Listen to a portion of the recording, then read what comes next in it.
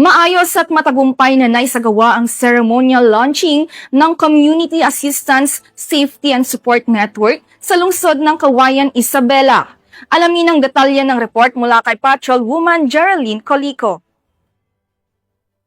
Tuloy na pagpapatibay ng ugnayan at pagtutulungan ng kapulisan ng Cauayan Component City Police Station at sa buong komunidad tungo sa mas ligtas na pamayanan ay maayos na inilunsad ang Community Assistance, Safety and Support Network dakong alas 8 ng umaga kahapon, ika-8 ng Setyembre nitong taon sa Cauayan Component City Police Station, Barangay Cabaruan, City of Cauayan, Isabela. Ang nasabing programa ay aktibong dinaluhan ng mga iba't ibang sektor sa komunidad kung saan kabilang dito ay ang mga Filipino-Chinese at mga dayuhang residente.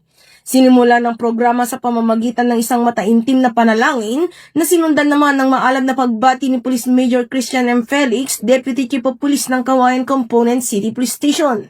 Sa kanyang mensahe ay kanyang nilinaw ang importansya sa pakikipagtulungan ng buong hanay ng kapulisan sa bawat miyembro ng komunidad para makamit ang kapayapaan at kaligtasan ng bawat isa. Tinalakay naman ni Police Lieutenant Judivina Ballesteros ang pangkalahatang ideya ng programa at kaagad namang ipinalabas ang isang audiovisual presentation patungkol sa nasabing aktibidad. Itinampok din sa naturang programa ang paglagda sa Pledge of Commitment and Support kung saan nagpahayag ng suporta sina Mr. DJ Mata, Local Government Operations Officer 3 at First Lieutenant Cristolian Reyes, Operation Officer ng TOJ2.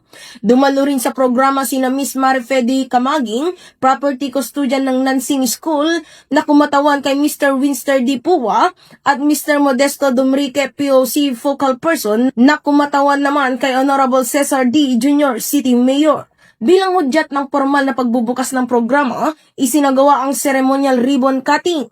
Layunin ng Community Assistance, Safety and Support Network na labanan ang krimen at isulong ang kapayapaan at kaayusan, partikular sa mga komunidad na may mga dayuhang residente. Pinatitibay nito ang tiwala, pakikipag-ugnayan at aktibong partisipasyon ng parehong mga lokal na mamamayan at mga dayuhan sa programa ng kapulisan.